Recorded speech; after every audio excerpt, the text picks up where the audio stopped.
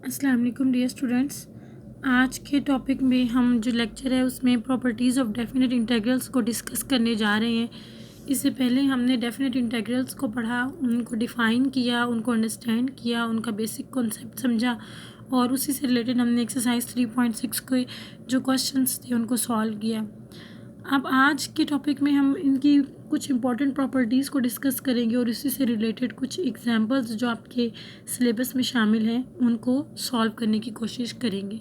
ठीक है स्टूडेंट्स, तो प्रॉपर्टीज़ पर आ जाते हैं। सबसे पहले जो हमारे पास प्रॉपर्टी है स्टूडेंट्स वो कुछ यूँ है, integral from A to B f of x D x is equals to minus integral from b to a of f of x D x. ठीक है, अब आपको ये बात पता है स्टूडेंट्स कि ए हमारी लोअर लिमिट ऑफ इंटीग्रेशन है और बी हमारी अपर लिमिट ऑफ इंटीग्रेशन है।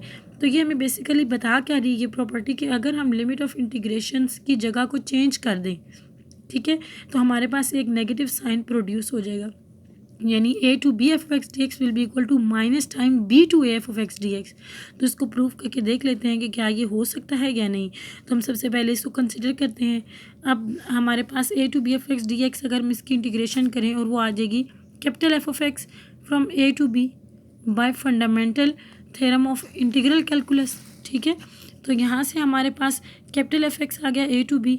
अब कैपिटल एफ एक्स अगर आप इसमें लिमिट पुट करते हैं this is F of B minus F of ए आ जाएगा।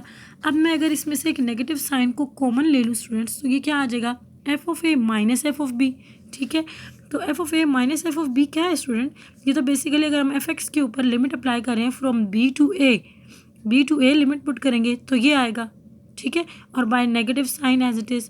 और एफ ऑफ एक्स पर अगर हम लिमिट अप्लाई करें बी टू ए तो इसका मतलब क्या है, this is the integral from b to a of f of x D x with negative sign. तो इसका मतलब ये जो a to B F x D x is equal to minus b to A F of x D x हो गया। ये हमारी first property थी जो हमने डिस्कस की। अब इसकी सेकंड प्रॉपर्टी पे आ जाएं। Second property students a to B f of x D x, ये कुछ यूँ है, ये इसको हम लिख रहे हैं is equals to a to c f x D x plus c to B f of x D x. अब स्टूडेंट्स ए टू बी मैंने आपको बताया था this is the interval of integration, यानी हमारा ये ए टू बी जो है ये हमारा क्या है, ये इंटरवल ऑफ इंटीग्रेशन है।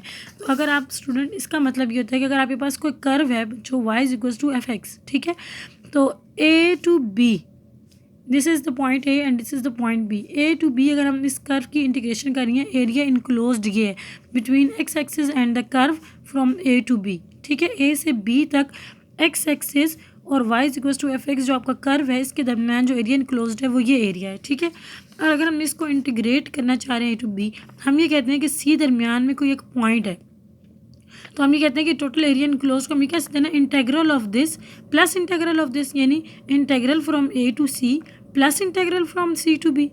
हम कर सकते हैं ना, ऐसा बोल सकते हैं। तो यही बात हमने यहाँ पर कही है। और सी क्या है, सी हमारा कोई भी एक ऐसा पॉइंट है जो इस क्लोज इंटरवल के अंदर मौजूद है। ठीक है, C is any point in between A and B, तो सी इस इंटरवल के अंदर मौजूद है। इसकी एग्जांपल ले लेते हैं ताकि आपको समझ आ जाए, और ये आपकी बुक की एग्जांपल भी है।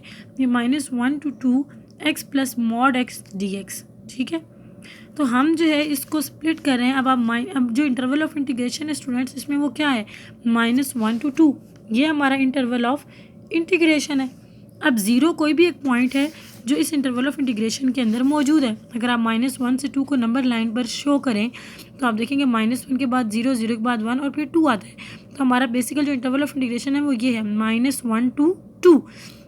अब ज़ीरो एक ऐसा पॉइंट है जो इस इंटरवल के दरमियान में मौजूद है, तो हम ज़ीरो लाई कर रहे हैं तो हम इसको ब्रेक करेंगे ज़ीरो के ऊपर। तो हम इसको लिख सकते हैं -1 to 0 this of this function plus 0 to 2 of this function D x. हमने इनको इंटीग्रेट।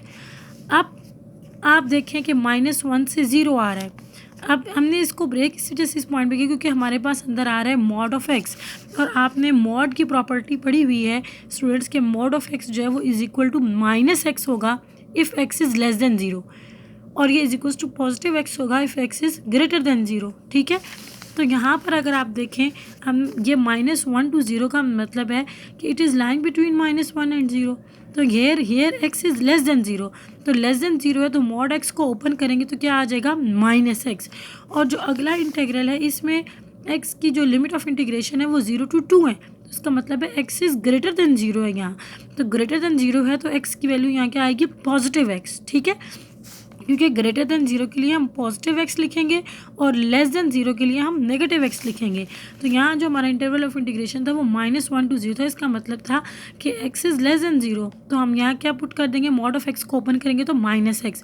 अब x और -x ये ज़ीरो आ जाएगा और यहाँ x + x 2x हो जाएगा। ठीक है, तो ज़ीरो की इंटीग्रेशन अगेन ज़ीरो आ जाएगी और ये 2 आउटसाइड इंटीग्रल, तो आपने x को इंटीग्रेट किया, ये x² 2 आ गया। लिमिट्स ऑफ इंटीग्रेशन क्योंकि डेफिनेट इंटीग्रल है वो आपने लगाना नहीं भूलना, कांस्टेंट नहीं आएगा क्योंकि ये आप डेफिनेट इंटीग्रल्स को डिस्कस कर रहे हैं। ठीक है स्टूडेंट्स, तो ये 2 आउटसाइड आपने लिमिट पुट कर देनी है फंक्शन के अंदर, 2² 2 - 0² 2, आपके पास 4/2 - 0, और आप जब इसको 2 को डिवाइड करेंगे तो ये 2 आ जाएगा और 2 2 ज़ा 4, तो आपके पास आंसर आ गया फाइनली 4।